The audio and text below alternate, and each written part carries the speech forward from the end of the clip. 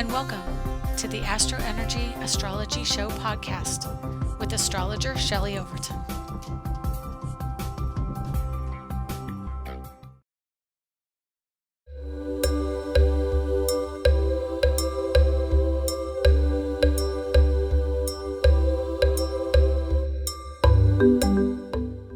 Hi, this is Shelley.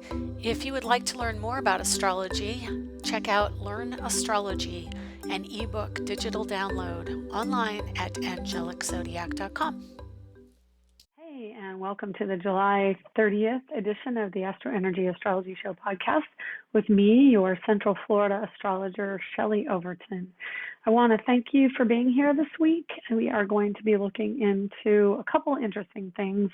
One, I'm just moving some things around here on the screen a little bit. Okay, there. So yeah, we're going to be talking about the upcoming astrology, and I've got tons of notes, and we're also going to be looking into Cuba, and I'll explain why in a little bit, but let's just look at what we've got here. Yeah, my voice is still a little bit questionable, but it'll hold up for the podcast, so hopefully it'll get better in a few weeks or maybe even a few months. Whatever it is, I know it'll get better, but right now it's still a little hoarse. Okay, so I'm just going to go over where the planets are, and then we'll talk about how they interact. But first off, I'm going to start at the top of the chart here. I'm going to put it right here, so hopefully you'll see what I'm pointing to up here at the top. It is the Sun at 6 degrees of Leo and Mercury at 3 degrees of Leo, and Mars is at the last degree and even 5 minutes of astrological time away from going into Virgo, which is in about 2 hours from me. So that kind of gives you an idea. I talk about this periodically, but the degrees are the first number on the chart, and then the second numbers go up to 59, like an hour. So 0 through 59 minutes on an hour is the full degree, and then the last degree going into the next degree is between 59 and 60. So 60 would be 0 of the new degree. And pardon me, I've got the angelic realm coming in. They love to tickle my nose. So Mars at 29 and 55 minutes means that he is really at the end degrees and the end minutes of his time in that sign. So knock wood, paper in our case, that everything goes okay for this podcast because it's the last degrees of a sign with Mars, which means, there may be a fade out, there may be an ending, but I'm going to cross my fingers and ask for angelic help that we'll get this all out positively, and I'll probably put it up with Mars in Virgo, which is very meticulous and also technology based. So anyway, 29:55, and so the farther away from the sun, the slower those minutes become. So if it were Mercury, the minutes are almost 1 for 1 in 34 minutes, close to 34 minutes of Earth time. Not exact, a little bit faster, actually. But Mars is going to be a little slower because Mars is farther out in the sky from us. So it'll take a little longer to go 5 minutes of time, which in this case is 2 hours. So 2.5 minutes of Mars time equals about an hour of Earth time. And then Venus is already at 9 degrees Virgo, and she is aspecting Saturn at 10 degrees Aquarius and an inconjunct. We have Pluto at 25 degrees Capricorn. The nodes are at Gemini North Node and 8 degrees Sagittarius South Node. Let's see, we've got Jupiter just went in. Now remember, Jupiter's retrograde, so he's at 29:52 of time in 29 degrees 52 minutes in Aquarius, but he's retrograde, so he just came from 0 degrees of Pisces, and now he's back in Aquarius. So I'm just going to look up real quick what day he went back in. We're back. Apparently the camera fell off the box I've got it on. So getting back to what we were saying. So Jupiter, Mars, thank you. Please be nice to me. Jupiter 29:52 minutes, retrograde, just got back into Aquarius. And as I went to see when Jupiter actually went back in, when did he go in? I thought it was recent, but maybe it's coming up. Let's see, where are you, Jupiter? I'm going to have to do a lot of editing, aren't I? Oh, okay, yesterday. So he got into Aquarius yesterday around 8:43 a.m. And so that lightened things up a bit, but it also focused things. So again, Jupiter in Pisces was really sentimental and deeply emotional. He expands whatever sign he's in, and Pisces is very sentimental, emotional, moody. Well, not moody, well, maybe moody, but very much in emotions. And now he's in air, which is Aquarius. So he's lightening up. He's coming out of the water, and now he's able to see more clearly in the view of things as a complete picture, as opposed to completely immersed in the water. And he's at 52 minutes. And again, he's getting smaller and smaller minutes, not bigger and bigger, as he goes retrograde. So he's moving away from Pisces. And now that means that we only have the energy of Neptune in Pisces at 22 degrees. And then we also have Moon in Aries today. He'll be in Aries, Taurus, Gemini, Cancer, and a little bit of Leo up until next week's podcast. So he's in the early signs of the zodiac, which means it's more about the identity, the me, the self, and things that relate more to how I observe them, the things I like, the materiality of my world. That means income that I have, what I spend my money on. When the moon gets to Gemini, it's going to be about what I say, how I communicate. When it gets into Cancer, it's going to be a little bit more about including others, but still how I relate, meaning from your perspective, I relate in home and family, how I integrate with other people. And then I don't think we're going to get Moon in Virgo until we'll honestly through next week. We're going to have to be doing the Moon in Cancer next week, so we'll deal with that when we get there, and then the week after will be Moon in Virgo. But we will be dealing with the energy of Mars in Virgo, because Mars goes into Virgo in 2 hours, and we also have Venus in Virgo through the course of this coming week. So anyway, let's see. Okay, so we've got all these planets. We've got Mercury at 3 Leo and Sun at 6 Leo. And also, like I said, for the time being, we got Mars and Leo. You will not be hearing this podcast with Mars and Leo, because I will not have it up until after Mars goes into Virgo. So that means that there is a transition of energy that will be new when you hear this, and that is the Virgo energy. So I wrote a few ideas down, a few kind of archetype features of Virgo. And Virgo is an energy that is crisp, clean, hygienic. It rules hygiene and medical energy. It is concerned. Virgo is concerned about other people. It wants to be helpful. It is the sign of service. It wants to understand. And so Mars, when Mars goes into Virgo, it's going to really blow out the energy of understanding. And all of these things will just be heightened with intensity, because now Mars, which again rules Aries, but rules how we drive the engine of our career, our life purpose, and it's really a forceful energy. So when you put that forceful energy in Virgo, Virgo's a mental energy. So now we have irritation and frustration over our mindset, over how we see things, how we communicate, how people communicate. The energy is much more forthright. It's much more bull in a china shop, or in this case, a ram, battering its head against a wall, trying to get people to understand the truth of a situation, or the clarity of a situation, or how we can work together to get things done in a clear and concise manner. It is a sensitive sign, Virgo, that is. Virgo is sensitive. It is ruled by Mercury, which can make it a sexual feeling. Mercury energy sexually, which again, Mars is masculine energy, masculine sex drive. In Virgo, it's so up in the mind that it feels uncomfortable in the carnal passions, so to speak. And so we maybe are a little more prickly when it comes to sex, and it can be much more intellectualized than it might normally be. And in the sign of Leo, Mars in Leo is very passionate, very connected to others, and driven for romance and connectedness. And in Virgo, for the next few weeks, it's going to be much more minding its manners. So we're going to express that energy. It won't be as passionate per se, but it will be more passionate towards intellectual pursuits, towards education and learning. And that is honestly the kind of the energy that's coming in through August anyway. August is, I mean, I don't think of August as a month of education because I think of September that way. I'm a Virgo. I think of the month of Virgo, which is September, being more about teachers. But school in a lot of places starts in August. And I know two people right now who are starting their education at 3, my daughter as well. School starts in August for college. And so some regular grade schools start in August as well. And so we're going to really start to see a focus on education and teachers.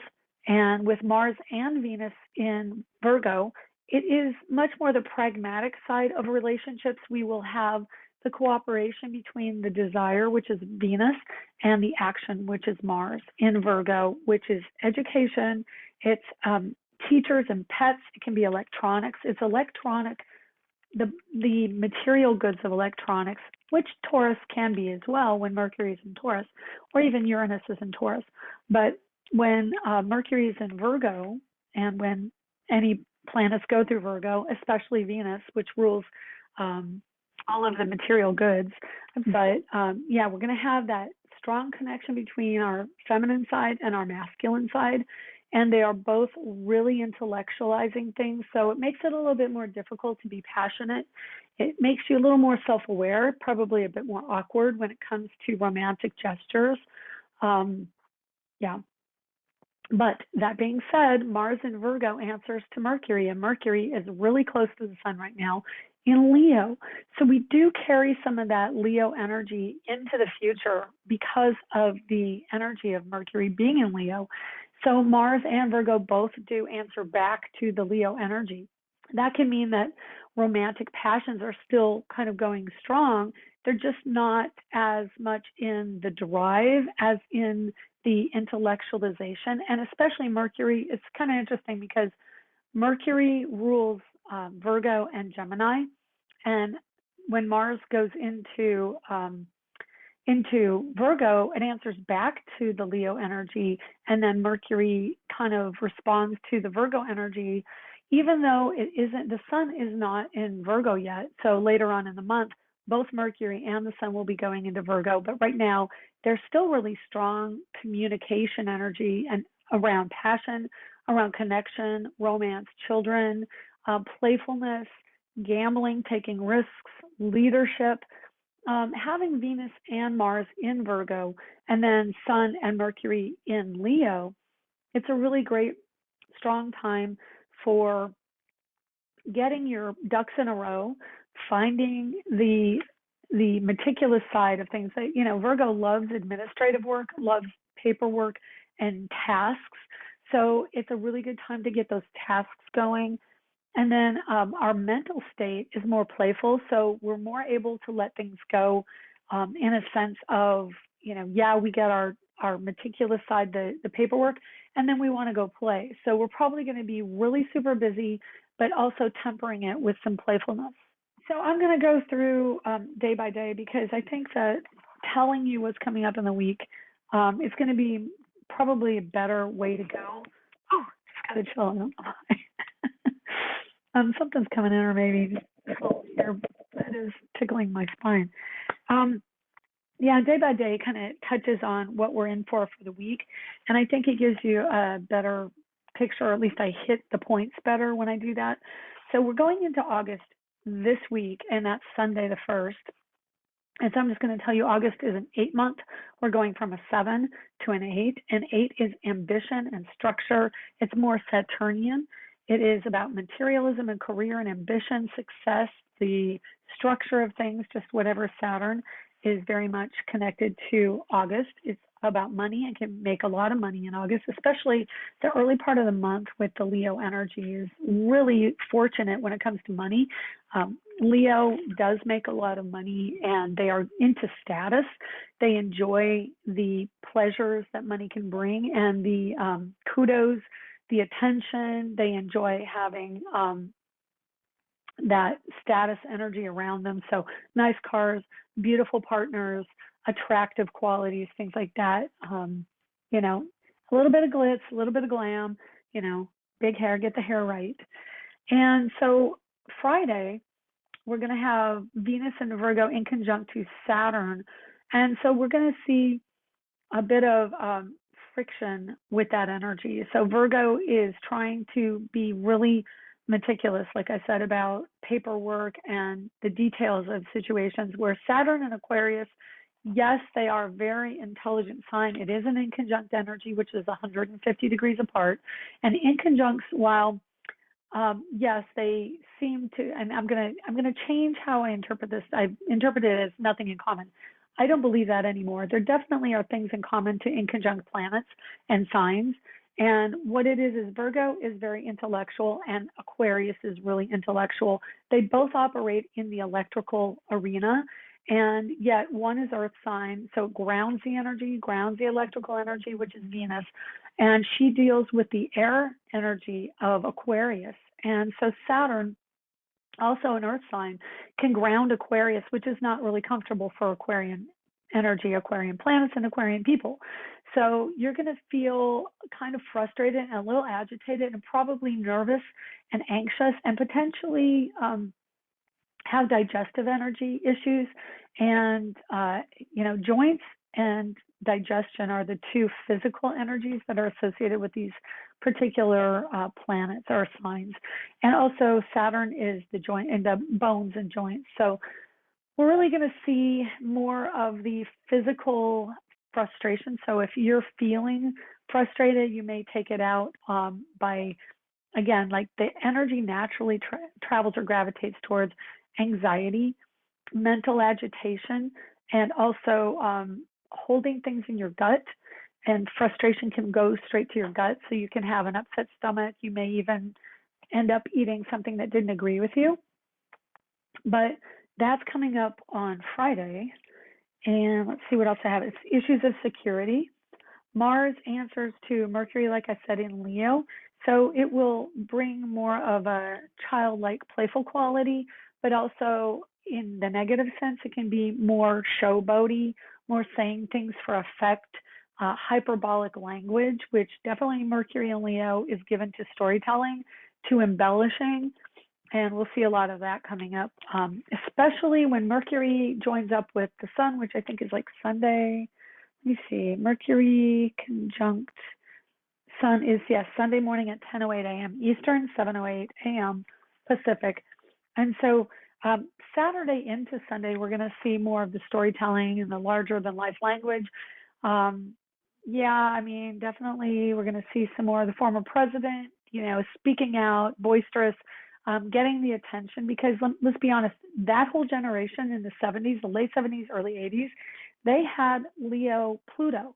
So that degree, the late Pluto and Leo, is getting triggered by this energy. And especially Mars, probably this week as well, we're hearing a lot more about the past president and more of, I've been seeing articles in the places that I read about his denial of the outcome of the election and getting more media airtime. And that's also, that generation is a generation that was born right around World War II. So it's almost threaded into their makeup that they have this energy of kind of control, the Plutonian control around getting attention, around the center and the leadership. So it's kind of a burr under their saddle, so to speak, to really feel the discontent of Pluto at N degrees of Capricorn, because it's really challenging, like almost an entitled right to authority and right to being the leader. So if astrology has taught me anything, it's really to have compassion for what people are going through. And while there are behaviors that are triggered that are not comfortable for me personally, or even a whole generation of Aquarian influenced people, the people who have Pluto and Leo are feeling the challenge energetically and power challenge to a whole generation of people who are really power-wise, they're getting elderly. They're on the way out. They are being challenged by a whole generation of Pluto in Sagittarius, of Pluto in Scorpio, and coming Pluto in Capricorn, and then after that, Pluto in Aquarius. So all of those signs have something to say about how power is wielded in government. And so definitely the late 70s, early 80s generation right now are really getting challenged. It's early baby boomers, and they're not liking it. So they are struggling to hold on to the power, hold on to control, and refusing to really move past that old paradigm of power. And the old paradigm of Pluto and Leo power is what I say goes. I'm the boss. You just defer to me because I am the leader. That's what Leo wants to be, is the leader, the center of attention. And Pluto is kind of like a subconscious, subliminal, psychological, I guess you would say, ticket to that psychology. It's like, okay, this is your psychology as a generation. You are entitled. You want connectedness to future generations through that authority. And so it is really a strong challenge going on right now. And you can see it just, Biden and Trump and, McConnell and all the people of that, and even Pelosi, the people of an elder generation are really having that direct challenge to their authority. And it's not going well because the new energy of generational Pluto is really challenging it. So anyway, because every time we have these Aquarian planets and these Leo planets in late degrees, they're getting challenged. So see that kind of comes up, it's expressed. And the other thing I want to say is when we have these planets that challenge in Leo, Aquarius, Taurus, we also have a challenge to places in the world that are strongly linked into that energy. And you can tell which places those are by who's in the news during those particular transits. So who's been in the news with a square between Uranus and Taurus, and anything in late Leo or late Aquarius is going to be Texas. And it deals with electricity, it deals with heat, especially with late degree Mars in Leo. As the Sun and Mercury continue to move forward and get to later degrees, we're going to see some of that energy, but specifically on Saturday of this month, or Saturday of this week, excuse me, we've got a couple planetary aspects, which is the Moon in Taurus, squaring Saturn in Aquarius, and then joining Saturn or Uranus in Taurus. So with Saturn in Aquarius and Moon joining Uranus, Uranus in Taurus, yes, sorry. That's going to really trigger some more energy that we've seen around the weather influence with the electrical systems in Texas. And so I look to that being, another issue, maybe even outages due to electrical storms. I mean, about a month ago, we had that square between Uranus and Saturn, and that really triggered off more of the air conditioning issues. I know Texas may not be as air conditioned as other places because they historically have had more mild summers than they are having now. Now they're really heating up. And I know that, interestingly, there are places even closer to the south or more mild on the border between the south and the north that don't necessarily have air conditioning. But of course, this year we're seeing a lot of that Leo energy really affecting the weather and how people integrate heat and the heat of the summer into their comfort levels. And definitely Uranus in Taurus is going to bring out how we feel about the weather, Uranus, in the physical sense, in our bodies, in our environment, which is Taurus. So the next 5 or 6 years, we still have that energy there. So we're going to have to deal with climate change because that's Uranus and Taurus. It's how weather, Uranus, affects the environment, Taurus. Okay, so Saturday is going to be a bit of a chaotic energy week or weekend. We've got Moon also trining Venus in Virgo. And that's, again, it's security, it's tangible things, it's goods, it's being a little bit more frugal with your money. Venus in Virgo is muy frugal. And so having the moon in Taurus is conscientious of the retail experience, goods, money, finances, economies. So it's going to be like maybe a time of, oh, we need to tighten our belt and not spend so much money over the weekend. And probably coming up as well with Mars and Virgo, it's going to be the action is withdrawn a bit. So anytime you have an electrical energy, which is Uranus, which is Mercury, which is Virgo, which is Gemini and Aquarius, all those energies that are specifically related to electricity are also connected somewhat to a withdrawal of money, a withdrawal of desire, a withdrawal of energy put into finances and material goods. It's with Uranus and Aquarius, it's much more not as swayed by money, not as swayed by, I mean, think of it as the opposite. Uranus rules Aquarius, and Aquarius is the opposite sign to Leo. So Leo is about show, it's about status, it's about what money can give me in an ego sense. So the opposite energy to that is going to be a withdrawal from ego, a withdrawal from the emotional gratification and the ego gratification money can bring. So it is a very strong planet associated with withdrawal of funding. And so being in Taurus, you'll see when Uranus makes its presence known in Taurus, which can be when it aspects other planets or when it goes retrograde, it has a fluctuation in finances in the economy and in our own personal finances. So currently, I think that things are going pretty well because we've had 3 planets in Leo. So the gambling's paying off.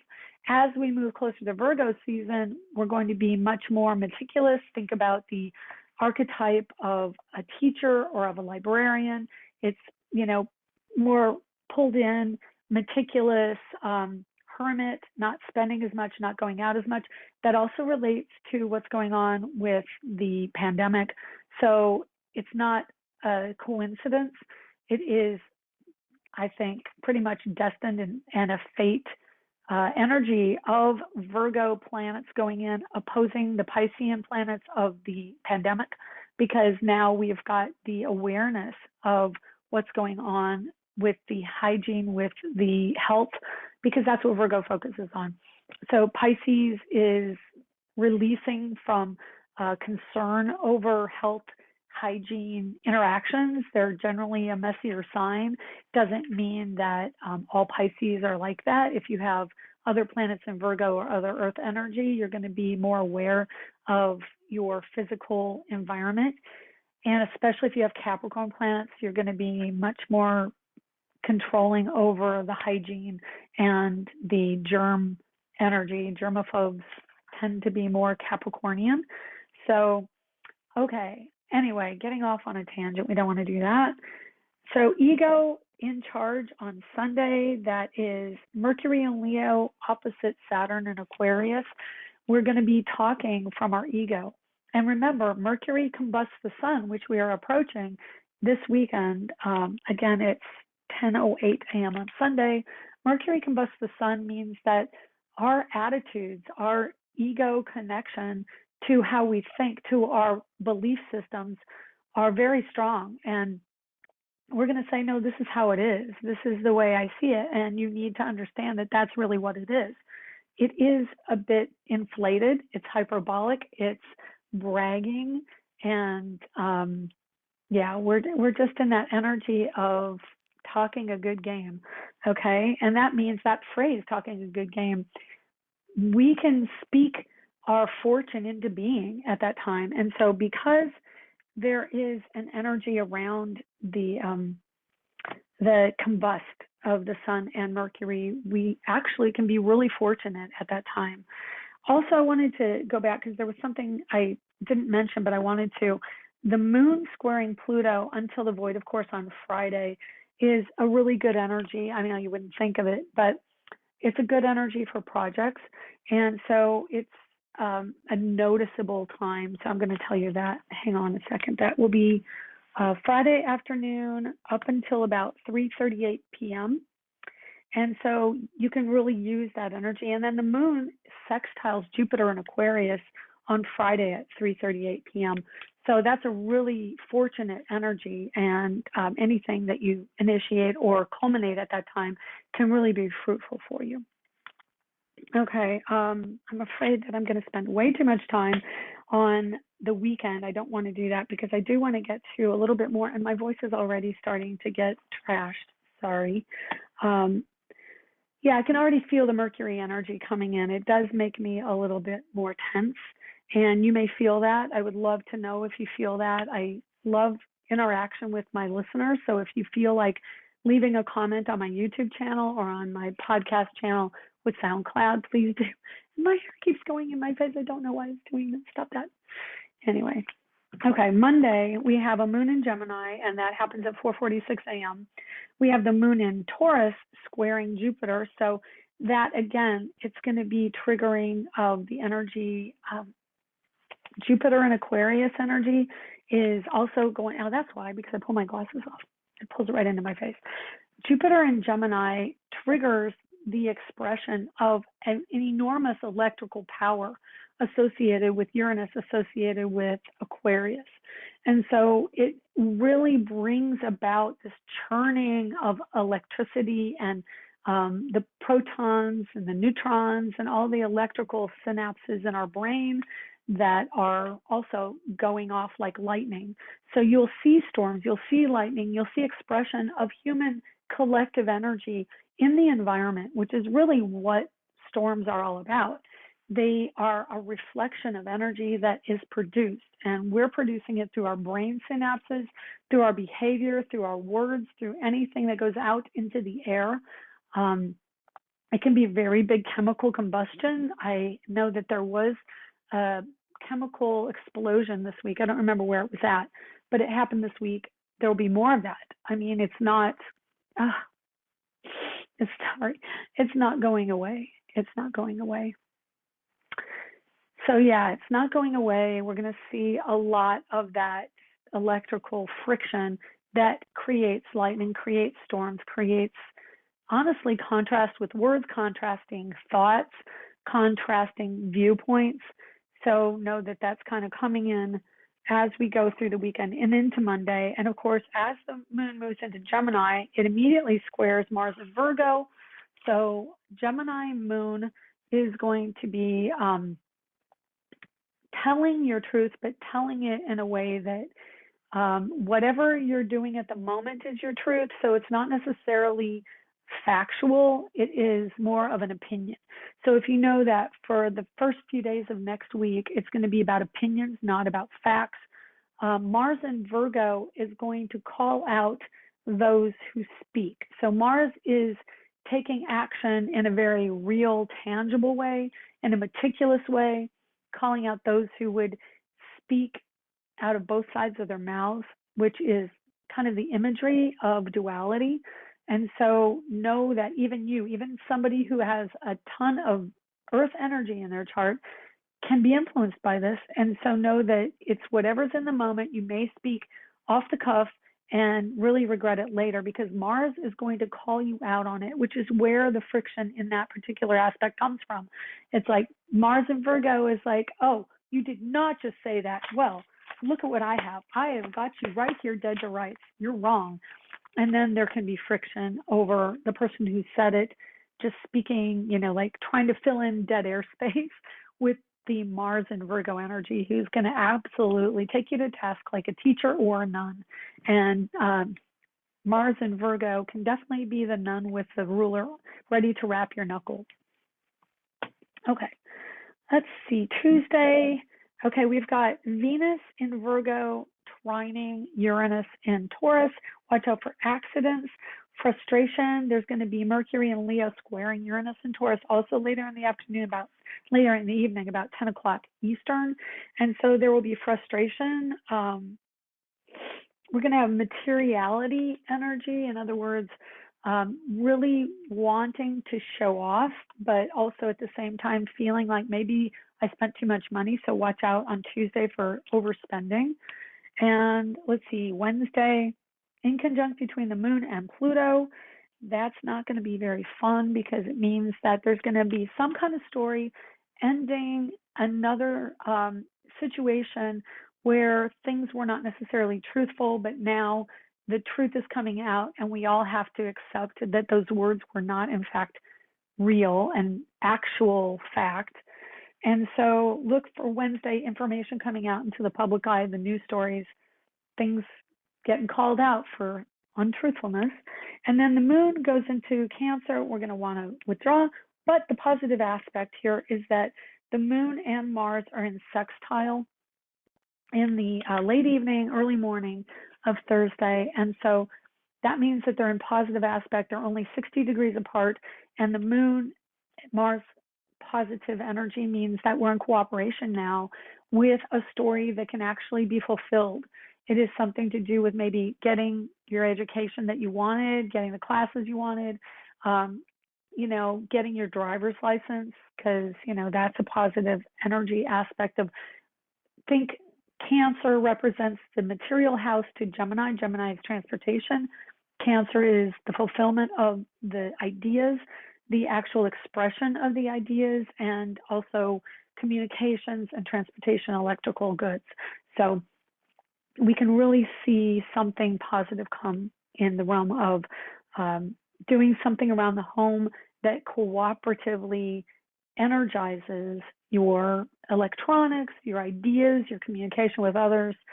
I don't know, that just seems so random, so, I don't know, general, but trying to liken this energy to people and events. So, home life is going to be triggered. You may get a new TV. You may be able to watch that show you've been waiting to watch Thursday, Wednesday. And then Wednesday also, we're going to have an inconjunct of Moon to Saturn in Aquarius, which is also going to be something going on with your career that makes you feel uncomfortable. You might be a little bit anxious, and the home is going to be affected. Family members can be affected, and they're going to speak up, and it may not be really comfortable, but it's a very strong energy of pragmatism as we really come into the Venus and Mars in the Virgo energy. So really focus on the papers that need to be written, things that have tasks that have to be done for work. Workaholism, Mars in Virgo is a workaholic. It's going to be a very busy few weeks. Let me see when Mars goes into Libra, and that'll give you kind of an idea when we'll actually kind of get away from the workaholism and get more into love and things going more smoothly. It's going to be mid-September, so we've got about 6 or 7 weeks of this energy about workaholism. And keep in mind that there is a certain amount of anxiety associated with any Mercury sign, so Virgo being the Mercury sign, a little bit of nervous quality. Watch the caffeine intake, watch your health, and watch what you eat, the diets. Okay, I think I'm not going to talk about anything beyond that right now, and as far as the week is concerned.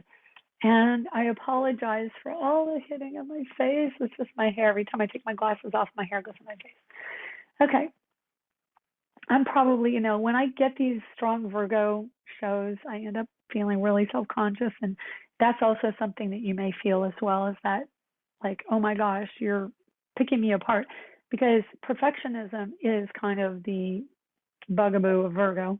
They are perfectionists, and I have had a strong perfectionism energy in my chart. And as time goes on and planets go through Pisces, it really challenges that perfectionism. And I am absolutely a reformed perfectionist, but I can't say that I don't have some of that in me still when the planets go into Virgo. It is just that nervous energy and the overthinking that the energy of Mercury can really bring to our day-to-day life. But anyway, okay, now I would like to talk about Cuba. And the reason I want to talk about Cuba, two reasons actually, and so my daughter started dating someone, and he actually is Cuban. And it's just fascinating to me. I don't know a whole lot about Cuba other than cigars. They've kind of been frozen in time due to so many embargoes and the lack of goods getting to their country from America or anywhere else. And they have old cars from the 40s and 50s that for them to be able to keep going, they have to just repair them. So they've got like a moment in time that has been kind of gelled for their culture. Now, that being said, I'm not saying that they don't get some goods and maybe some more new goods since last year or the year. Well, I know the end of Obama's administration, I believe he got rid of the embargo, or maybe was it the early Biden? I don't remember exactly, but I know that we did lighten some of the restrictions on Cuba in the recent past, but I think probably Trump, I don't know if he left them or not, quite honestly. But I know that there had been some lessening of the embargo restrictions on Cuba. So maybe some new goods got into Cuba because of that. But looking at the energy of Cuba, I know they've recently, July 11th, they had some uprisings going on, and it made me curious as to what triggered their chart. And so I looked up the independence chart of Cuba, which happened October 10th, 1868. And because we don't really know what time of day that was declared, I gave it a sunrise chart. So the sun was in Libra on the day of independence, 17 degrees of Libra, which means they're reliant on another energy. Their sense of self is wholly reliant on the balance of another country or another ruling entity or another ego structure to make them feel balanced. And so, of course, being socialist, they are strongly linked to Russia and the energy of Putin, probably because he is the leader of Russia right now. And so there is that strong communist connection of other countries to them because, let's face it, they're right there near America. So, they really do need some other influence, or they're probably not going to keep strong anti-democratic energy in government unless they had some other entity supporting them. Okay, so we've got Neptune in Aries in their natal chart at 15 degrees. Currently, Chiron is at 12 degrees of Aries, which is the wounding.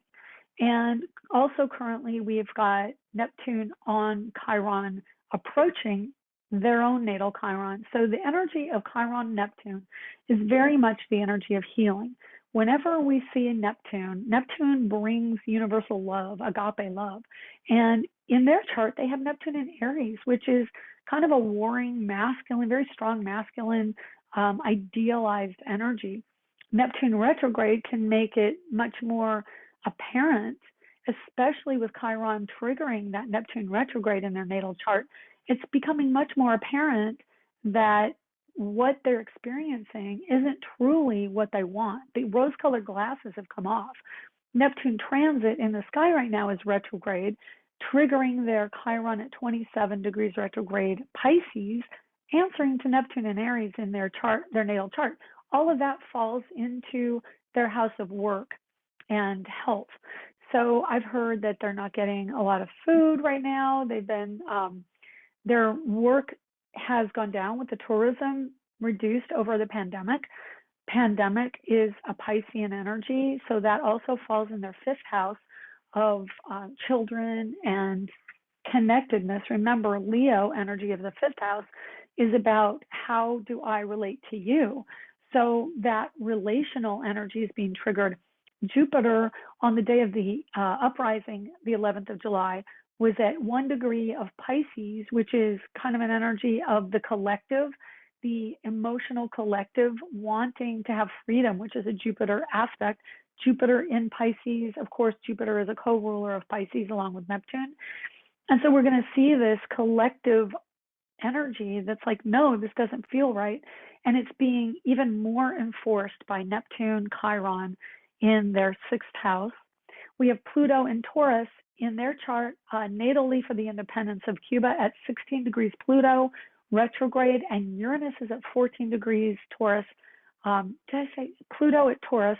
And Uranus is right on that. And it's at the end degrees of the partnership house, the marriage house, about to go into the commitment house.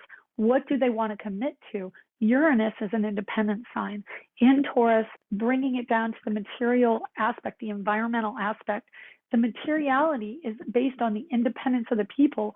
Yes, Uranus is I would consider Uranus to be the ruler of socialist behavior, of communism. But let's be real. I don't think any communist country is truly communism. It's really a dictatorship. There is one person in charge, and he enforces that ideology over the people. It has degraded into a dictatorship. So no, in my opinion, communism is not necessarily about the people. It is really about control of the people. It degraded into a dictatorship. And that is what Pluto is really being challenged by, with Uranus going over it. It is the challenge to completely change. And that's what Pluto does. It wipes the board out of something. It completely sets off a bomb of understanding in the psyche of the collective. And in the house of partnership, there is definitely a major shift afoot. Uranus will be going into the next house for Cuba, and it's going to be directly triggering Pluto as it gets to 16 degrees, which is over the course of the next 2 years. So know that this is a major shift and change of what's going on in Cuba. They are in an awakening time again in their chart. I haven't looked at their revolution, but the independence energy of their chart came on a revolution. So that energy was very Aries. They have Neptune, Jupiter conjunct to, almost not, but they are within 7 degrees of orb in Aries. In the Virgo house, Virgo rules military, Aries rules war and battles. So they have kind of that inborn idealized male energy in the chart of the country. And then they have up at the midheaven, they have Uranus in Cancer, which is homeland, home country, and the independence of the country at the midheaven. So, of course, when you have Neptune at 15, Uranus at 17 squaring each other, upheaval is going to happen, major upheaval. And with Chiron triggering that square in their chart, they are really feeling this need to heal because of the Neptune, but also challenging the socialist communist regime. So we've got Uranus at the midheaven, which is that ideology around socialism or communism. And then the sun right now is at 19, and on the day of the uprising, the sun was at 19, let's put it that way. And so we've also got a moon in Leo, Mars Leo conjunction in the just past the midheaven in the career sector, or authoritarian. Again, what did I say about Leo and authority figures? That is a sign of leadership. Moon, Mars, very masculine energy, the moon in Leo at the uprising. But we also have Venus in 16 degrees of Leo, and that's in trine to the Neptune, wanting to give friction to the unexpected uprising, the change. Trines, I find, are rather, they catch you by surprise. The trine energy brings in two factors which are seemingly cooperative, but really triggers something of an energy of friction that is expressed in the element of the signs, which in this case is fire. And fire is action. Fire is initiating energy and uprising. And then we have Venus-Mars transit at the time of the uprising, like I said, so they're in cooperation, the men and the women banded together of that passion, that cooperative relational energy, that everything, I mean, at the time we had Moon, Venus, and Mars all in Leo, passion, connectedness. And then natally, they have Venus in Virgo. So, of course, that's going to be triggered as we see the planets. Mars is about to hit Venus in Virgo. And so that's going to be probably a military action or a desire for change through the use of military, because Mars is action in the 11th house of this chart. So it's going to press the issue, so to speak. And there's probably going to be more uprising, but then also met with military might. But that being said, Mars hitting the Venus, it is sensitivity of the people. That house, the 11th house, is very sensitive for the people. And I think because of the opposition at that degree to Jupiter, Jupiter now is in the last degrees of Aquarius. It is approaching the South Node. So Jupiter joining the South Node in Aquarius of the chart of Cuba, opposing the North Node with Mars just triggering it, on this particular uprising. Just because we don't hear about it anymore doesn't mean it's not still going on with the people, and it's only going to increase because at the time of the uprising, Mars had just gone into the 11th house of the people. Mars is going to hit Venus. It's going to hit the nodes at 24 degrees. Mars just passed the north node of major shift. We are more aware of what's going on in Cuba as a collective. And then also Mars hitting Venus. It's that desire to teach and educate, the desire to parent a country and have sympathy for that country and really find a way to resolve what's going on.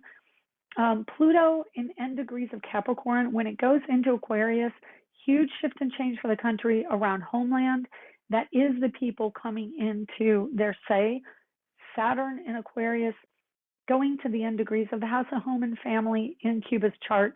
When it goes over that cusp into the 5th house, it's going to hit that fate moment. So when Saturn gets to the N degrees, which is in a little over a year, we're going to really see some major changes in Cuba. Saturn hitting the south node at 24, massive change in how people relate to their environment and to each other. It is the culmination of the energy of independence, and I do see better days coming for Cuba over the course of the next 3 years. So I'm going to keep a good thought for Cuba that they are really coming to the end of a cycle with Uranus on Pluto, Saturn joining the south node, and Jupiter also triggering the south node here in the near future. So we're really going to have to keep an eye on the country. I think that in the N degrees of Pluto and Capricorn, we're definitely at the times of understanding that need for rulership and that need for monarchy and authoritarianism, specifically, that paternalism trying to take over the leadership of different countries to the detriment of the country, and in spite of the growing awareness of the collective mindset that we need to move towards peace. And peace is not gotten through dictatorship. So the dictators of the world are probably going to really be challenged and ultimately, I think, overthrown by the end of it all.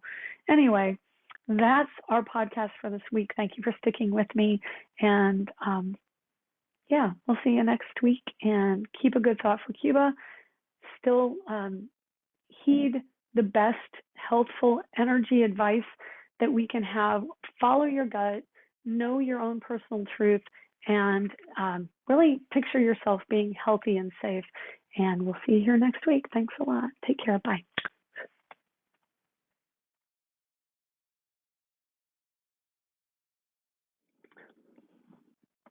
Don't be so nasty. Why you gotta do that? Okay, now I gotta figure it out again. Sorry. You're not even gonna be on there. I'm not gonna I'll probably be in the end area. Oh my goodness. Okay, let's see if I can get you squared away. There we go. Okay, stop that. Don't mess with me. Okay, there we go. Let's try. Okay. Anyway, sorry about that. Apparently something was off. Okay. All right, we're good to go. Let me see if I can move this just a little bit there, a little bit more. Okay. And I think we need to put you down just a bit there. You have been listening to the AstroEnergyAstrology show. If you would like to get a private reading with Shelley, please contact her through angeliczodiac.com or at so@angeliczodiac.com. You can arrange a reading through the Angelic Zodiac page at facebook.com as well. Check out Angelic Zodiac on Instagram for up-to-date information on events, discounts, blogs and planetary transits at Angelic Zodiac 1 on Instagram. If you would like to see Shelley's art, ShelleyOverton.com, or for astrology art, go to astroart.net. Music provided by Kevin MacLeod at incompetech.com. Other music will be credited within the show. Advice given in the program is intended for entertainment purposes only. Join us here next week for more of the Astro Energy Astrology Show podcast. You can find us on iTunes and Google Play, and where podcasts are accessed.